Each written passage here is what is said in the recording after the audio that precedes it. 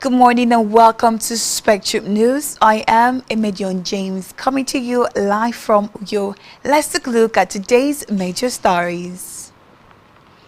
Vice President Shettima arrives Ethiopia for 39th African Union Summit. Health of Mother Earth Foundation and Peace Point Development Foundation convened renewable energy dialogue as host community raises alarm. Plus, Trump revokes landmark ruling of greenhouse gases endangering public health. We'll bring you details of these stories and more in just a moment. Please stay tuned.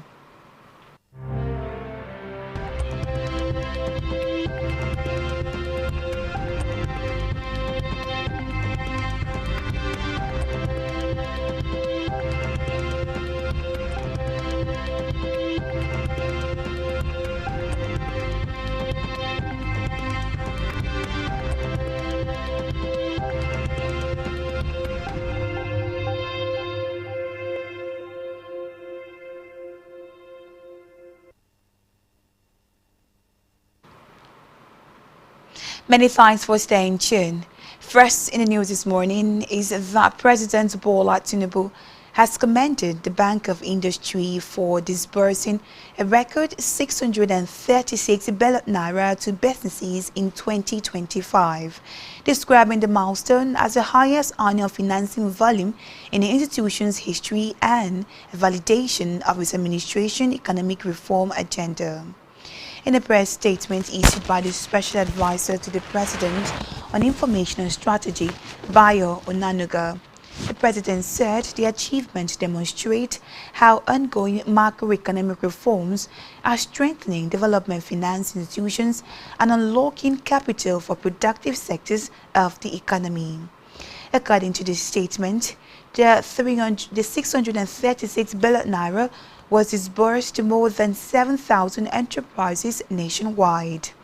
Of the total sum, 202 billion naira went to agro-allied enterprises, 100 billion naira to critical national infrastructure, including broadband, power, aviation and transportation, 79 billion naira to manufacturing, 77 billion naira to extractive industries, and 55 billion naira to services. In addition, the bank deployed 73 billion naira in managed and matching funds on behalf of state governments and institutional partners. Away from that, Vice President Kashim Shettima has arrived in Addis Ababa, Ethiopia, to represent President Bola Tinubu at the 39th Ordinary Session of the Assembly of African Union Heads of State and Government and the 30th General Assembly scheduled for February 14th and 15th, 2026. According to a statement issued by the Senior Special Assistant to the President on Media and Communications, Office of the Vice President, Stanley Nkwocha, Shettima landed at the Bola International Airport where he was received by Ethiopia's Minister of Innovation and Technology, Dr. Belate Mola, and the State Minister of Foreign Affairs, Ambassador Bahanu Teisgaya. Also on the ground to welcome the Vice President were Nigeria's Minister of Foreign Affairs, Ambassador Yusuf Tuga, Permanent Secretary in the Ministry, Ambassador Dunoma Ahmed, Chair of the Affairs of the Nigerian Embassy in Ethiopia, Ambassador Nasiru Aminu, as well as other government officials. The statement noted that on arrival, Tuga debriefed the Vice President on his itinerary for the summit, stressing that beyond the heads of state meetings, Shettima is expected to participate in high-level side events and hold bilateral engagements with political and business leaders aimed at strengthening Nigeria's diplomatic, economic and strategic partnerships across Africa. Speaking with journalists after the debriefing, Tuga said the launch of the Regional Partnership for Democracy (RPD) is a strategic move designed to consolidate and strengthen democratic culture on the continent. He further emphasized that Nigeria was reaping benefit from its participation in the AU process, citing the confirmation of the country as host of the African Monetary Institute and the African Central Bank, as well as Nigeria's nomination to the board of the bank. In a separate development, the federal government has reiterated its commitment to achieving food sufficiency and promoting a vibrant tourism sector at the Agugun International Fishing and Cultural Festival in Kebbi State. Speaking at an agricultural exhibition held as part of the festival, the Minister of State for Humanitarian Affairs, Tango Sununu, who represented the Minister of Agriculture, Abubakar Kyari, said the administration of President Bola Tinubu remains committed to sustaining ongoing efforts to boost agricultural productivity across the country. He added that the festival goes beyond a cultural celebration, describing it as a platform capable of attracting investment into the tourism sector and strengthening social cohesion. To the Red Chambers now, where the Senate has warned it may withhold approval of the 2026 budget proposal for the Office of the Accountant General of the Federation over poor release of funds to ministries, departments and agencies, and the non-payment of contractors. The warning was issued by the Senate Committee on Finance during a budget defense session with the Accountant General of the Federation, Shamsuddin Ojunjimi. The committee, chaired by Sani Musa, declined to consider the 2026 budget proposal, citing widespread complaints about inadequate releases in the 2025 budget and outstanding liabilities carried over from 2024. According to the committee, over 2.2 trillion naira is owed to contractors, a situation the senators described as unacceptable. The committee further noted that security agencies have raised concerns about the inadequate funding owing to poor releases. The Senate maintained that it would not consider the Accountant General's 2026 budget proposal until satisfactory explanations and assurances are provided regarding improved budget implementation and timely fund releases. In its defense, the Accountant General appealed to the committee to reconsider its decision not to entertain the 2026 budget proposal for his office. He told the committee that the government payment platform had experienced technical challenges, but it is currently undergoing expansion and upgrades to improve its capacity and efficiency. On electoral matters, the Independent National Electoral Commission has said that it will require about 873.778 billion naira for the successful conduct of the 2027 general election. Presenting the Commission's 2026 budget and the budget for the 2027 general elections before the National Assembly Joint Committee on Electoral Matters, INEC Chairman Professor George Amiputang stated that the election budget does not include the fresh proposal by the management of the National Youth Service Corps for the increase in the allowances paid to corps members working as ad hoc staff during elections. Amiputang noted that the nearly 1 trillion budget is broken down into 4 operational areas to include operation costs, which is allocated 379.748 billion naira, administrative costs allocated 92.317 billion naira, technological costs allocated 209.206 billion naira, election capital cost with 154.905 billion naira, while miscellaneous was allocated 42.608 billion naira. Meanwhile, the Joint Committee approved the motion requiring a one-time release of the Commission's annual budget, adding that the committee will work with the Commission to ensure that all required for the successful conduct of the 2027 general election is made available to the Commission.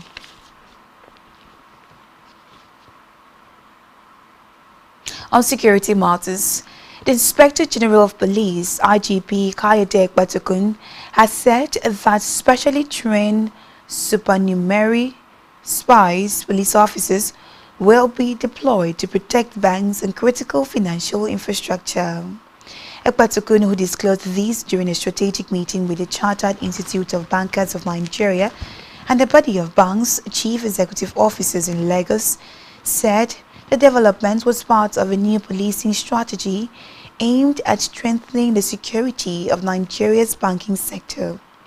He also announced a policy change that would end the routine deployment of regular police officers for personal escort and non-essential VIP protection services within the private sectors, including banks.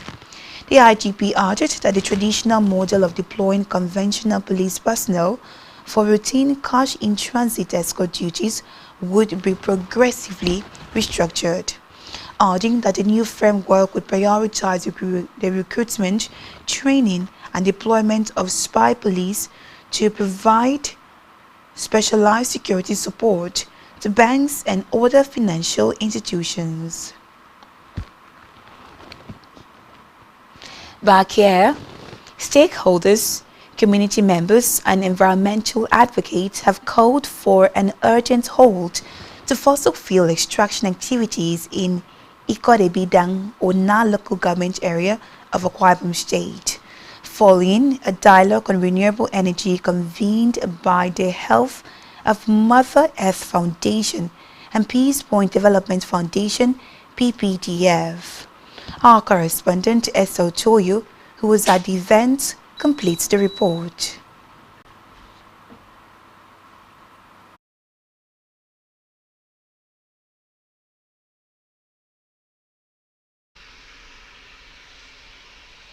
Ikodebidang, one of the three villages of Onion East alongside Ikodebepo and Ikodonang, serves as both a host and impacted community for ongoing fossil fuel exploration and production activities. Delivering a presentation titled Dialogue on the State of the Environment, the director of OMEF, Dr. Nimmo Basi, highlighted the ecological and social costs of fossil fuel dependence and urged affected communities to demand accountability while exploring renewable energy alternatives suited to their local realities. That's the problem is very central because of the implications for human health, environmental health.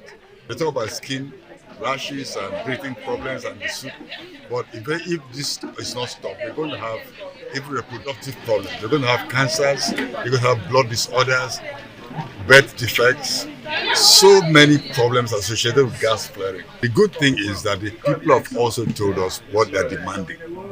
So we're going to pick up these issues and use them in advocacy. We're going to emphasize the fact that those responsible are held to account. That's the company that is destroying the environment and government that ought to do certain things for the people to live in a healthy environment. Meanwhile, the Director of Green Concern for Development, Edem, in his presentation on environmental monitoring, emphasized the importance of routine environmental assessments and active community participation in tracking pollution levels and documenting evidence. Similarly, the coordinator of Peace Point Development Foundation, Umoiswaiko, outlined empirical methods for documenting environmental degradation and related health impacts, encouraging the community to systematically gather verifiable evidence that could be used to engage relevant authorities. They are supposed to take ownership of the environmental management of their community. This community, Ona local government and Ikorebidang precisely is experiencing a new wave of oil extraction, and the community have been crying out. And for us as environmentalists, we want to encourage the communities to take monitoring and evidence documentation very seriously, because this will enable them to observe changes within their community, and which they can also equally begin to engage themselves to find out lasting solutions to their issues. If there is an oil spill, we should have picture of the spill with GPS camera so that location will be captured. And we inform our officials, if you see it, please pick the sample. If you have a container, cook it. And when you come, label it and write the dates. By the time we present it to nursery for a test will be able to detect who is the asset owner. Residents of Ikodebidang lamented the intense noise and tremor caused by gas flaring, poor crop yields, a decline in fishing activities due to oil spills, and growing health concerns such as skin diseases, heat rashes, persistent cough, and other respiratory symptoms. They demanded compensation for livelihood losses and environmental damage, the provision of adequate health care facilities, and a renegotiation of the existing Memorandum of Understanding to properly address pollution and environmental harm. Where they are doing the oil exploration in this community, you can go and see all the grasses, the crops were turned to brown color. The gas bearing material, and instead that they have to invite slumberers to come. In fact, everyone, the entire community was very polluted. As if that is not enough, this very gas bearing that they just flaring their gas. If you can breathe in, you will observe that the air itself is polluted, it's not fresh. So, ever since this happened, a lot of people have been falling sickness here. Even our water has been polluted, fish dried, fish died at the water. And if you check our crops, I can take you down, you will see that a lot of crops, nothing is functioning here any longer. So we've been suffering on this. And so therefore, we really use this medium to invite the government, both international agencies and others involved to come to our aid and to make sure they bring lasting solution. Our aquatic life, our fishermen can no more fish. Okay. Our brothers and sisters, if you notice, we have rashes, a lot of rashes in their skin, affecting their eyes. It causes blindness. And you look at our occupation, which is farming. Most of us are into farming. We cannot plant and harvest good product, farm product. If you look at our roofs, you see that if you buy a zinc and put on your roof, within 3 months, it's gone. Because they did here about six oil wells are here now. And exploration is still going on after this flaring. They are coming to Ikodebidang to also flare. And what I have seen in this thing is because this before they will start flaring this oil supposed to pass through pipes. But what I'm seeing here is that they are flaring this oil and they are loading this oil in trucks every night. Also present at the event was the Director of Climate Change and Awareness, Akwa Ibom State Ministry of Environment, Ini Umo, who was represented by Emeti Atai. Esther Otoyo, Spectrum News. We move now to Africa, where, in a bid to lower high rates of gang violence and other crime, South African President Cyril Ramaphosa has announced he will deploy the army to work with the police. For Ramaphosa, the situation has reached a desperate level of urgency. He said organized crime is now the most immediate threat to the country's democracy, society and economic development. The South African leader added that there would be no impunity for acts of criminality and corruption. On the foreign scene, U.S. President Donald Trump has reversed a key Obama-era scientific ruling of greenhouse gases endangering public health. According to report, the 2009 endangerment finding concluded that a range of greenhouse gases were a threat to public health, becoming the legal bedrock of federal efforts to rein in emissions, especially in vehicles. Speaking in the Oval Office, Trump said the 2009 ruling was a disastrous Obama-era policy that severely damaged the American auto industry and massively drove up prices for American consumers. Meanwhile, the White House has called the reversal the largest deregulation in American history, stating that it will make cars cheaper, bringing down costs for automakers by $2,400 per vehicle. So on the foreign scene, the Bangladesh National Party BNP has secured a majority after the country's landmark victory. Reports say the win is a huge change of fortunes for the BNP's leader, Tariq Rahman, who has been in self-imposed exile in London. According to the report, this is the first election held in the country since student-led protests in 2024 ended the 15-year rule of its increasingly autocratic leader, Sheikh Hasina. Hasina's party, the Awami League, was banned from contesting the election. Still to come in the news. Brentford holds Arsenal to 1-1 draw in Premier League match. Stay tuned for details of this in just a moment.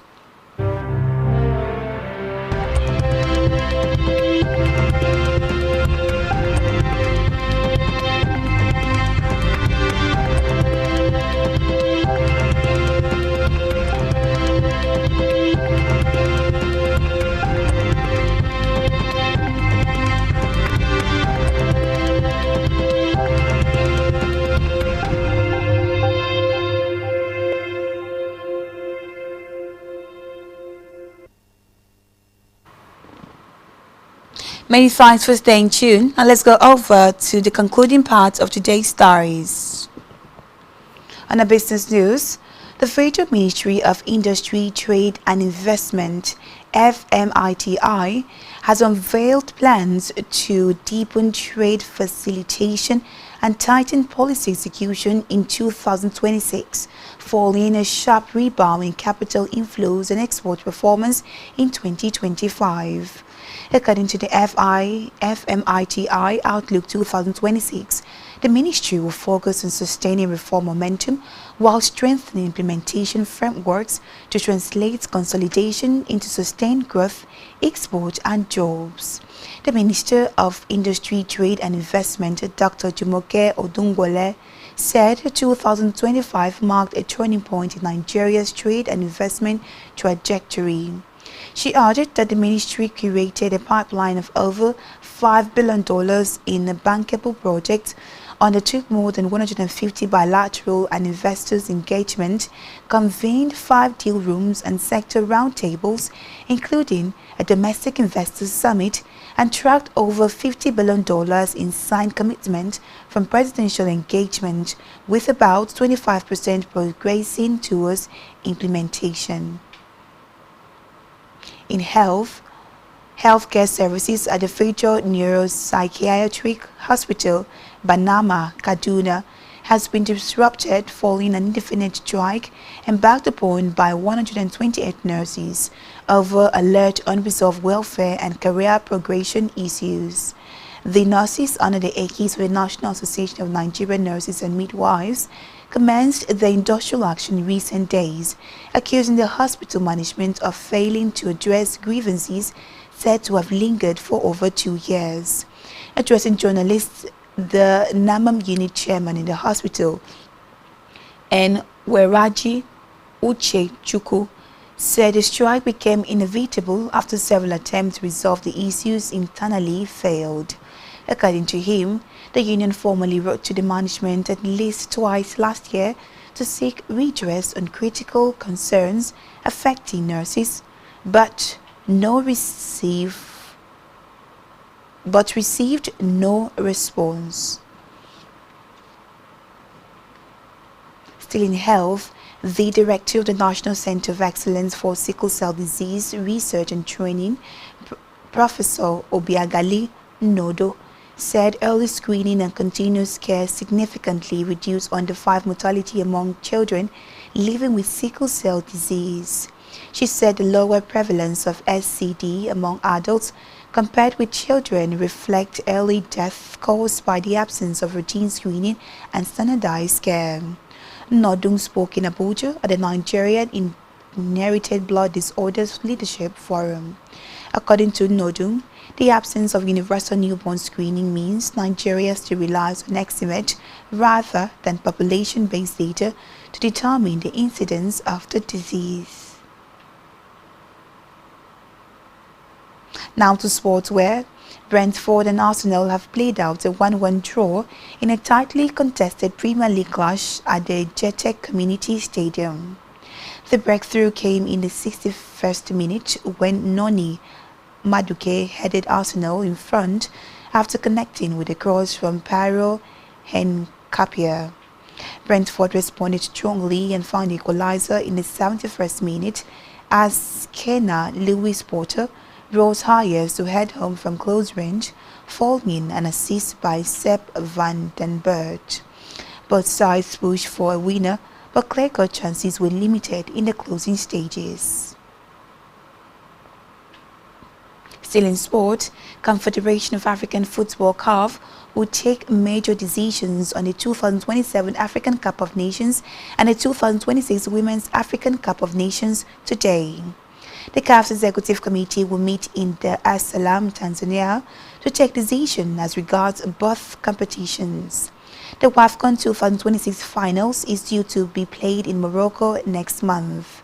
However, a congested international calendar and doubts over the readiness of co-hosts Kenya and Tanzania and Uganda to stage a befitting 2027 AFCON may force the competition to be further postponed until 2028.